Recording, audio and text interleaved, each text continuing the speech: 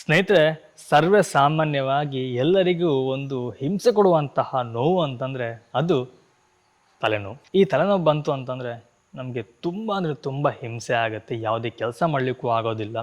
ಹಾಗೆಯೇ ಯಾವುದೇ ರೀತಿಯ ಖುಷಿ ಸಹ ಇರೋದಿಲ್ಲ. ಇದಕ್ಕೇನಾದರೂ ಮನೆಮದ್ದಿಲ್ವಾ? ಖಂಡಿತವಾಗ್ಲೂ ಮನೆಮದ್ದು ಇದೆ. ನಾವು ಇವತ್ತು ಉಪಯೋಗ ಮಾಡುವಂಥದ್ದು ನಮ್ಮ ಮನೆಯಲ್ಲಿ ಇರುವಂಥ ಇಂಗ್ರೀಡಿಯೆಂಟ್ಸನ್ನು ಉಪಯೋಗ ಮಾಡಿಕೊಂಡು ಒಂದು ಮದ್ದನ್ನು ತಯಾರು ಮಾಡುವಂಥದ್ದು. ಸ್ನೇಹಿತರೆ, ನಾವಿಲ್ಲಿ ಈ ಸಿಂಪಲ್ ಮನೆಮದ್ದು ಮಾಡಲಿಕ್ಕೆ ಲಿಂಬೆಹಣ್ಣು ಮತ್ತು ಕಾಳುಮೆಣಸನ್ನು ತಗೊಂಡಿದ್ದೇವೆ.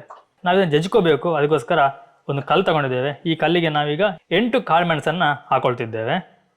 ಸ್ವಲ್ಪ ನಾವು ಜಜ್ಕೋಬೇಕು. ನೋಡಿ, ಇಷ್ಟು ಜಜ್ಕೊಂಡ್ರೆ ಸಾಕು. ನಿಮಗೇನು ತುಂಬ ಜಜ್ಬೇಕಂತ, ತುಂಬ ಪುಡಿ ಆಗಬೇಕಂತೇನಿಲ್ಲ. ನೋಡಿ, ಇಷ್ಟು ಜಜ್ಕೊಂಡ್ರೆ ಸಾಕಾಗತ್ತೆ. ನಾವಿಲ್ಲಿ ಜಜ್ಜಿರುವಂತಹ ಕಾಳುಮೆಣಸನ್ನು ನಾವೊಂದು ಗ್ಲಾಸಿನ ಲೋಟಕ್ಕೆ ಹಾಕೊಳ್ತಿದ್ದೇವೆ. ಇದಕ್ಕೀಗ ನಾವು ಅರ್ಧ ಲಿಂಬೆಹಣ್ಣಿನ ರಸವನ್ನು ಹಿಂಡ್ಕೊಳ್ತಿದ್ದೇವೆ. ನಾವಿಲ್ಲಿ ಅರ್ಧ ಲಿಂಬೆಹಣ್ಣನ್ನು ಸಂಪೂರ್ಣವಾಗಿ ರಸವನ್ನು ಹಾಕಿದ್ದೇವೆ. ಒಂದು ಸ್ಪೂನಲ್ಲಿ ಚೆನ್ನಾಗಿ ಮಿಕ್ಸ್ ಮಾಡಿಕೊಳ್ಳಿ.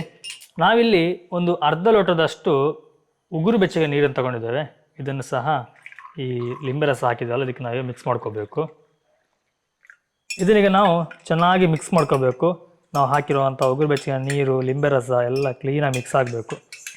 ನಾವು ಉಗುರು ಬೆಚ್ಚಗೆ ನೀರನ್ನು ಯಾಕೆ ಹಾಕ್ತೀವಿ ಅಂತಂದರೆ, ಒಂದು ಬಂದು ಲಿಂಬೆ ರಸ ಚೆನ್ನಾಗಿ ಮಿಕ್ಸ್ ಆಗುತ್ತೆ ಅನ್ನೋದು, ಹಾಗೆಯೇ ಈ ಕಾಳುಮೆಣಸಲ್ಲಿರುವಂಥ ಅಂಶ ಬಿಡುತ್ತೆ. ಅಷ್ಟೇ ಅಲ್ಲದೆ ಈ ಲಿಂಬೆ, ಉಗುರು ಬೆಚ್ಚಗಿನ ನೀರು ಹಾಗೆಯೇ ಕಾಳುಮೆಣಸು ನಮ್ಮ ದೇಹದ ಮೇಲೆ ತುಂಬಾ ಆರೋಗ್ಯಕರವಾದಂತಹ ಪರಿಣಾಮಗಳನ್ನು ಬೀರುತ್ತೆ. ನಮ್ಮ ಆರೋಗ್ಯಕ್ಕೆ ತುಂಬಾ ಬೆನಿಫಿಟ್ಗಳನ್ನ ಕೊಡುತ್ತೆ.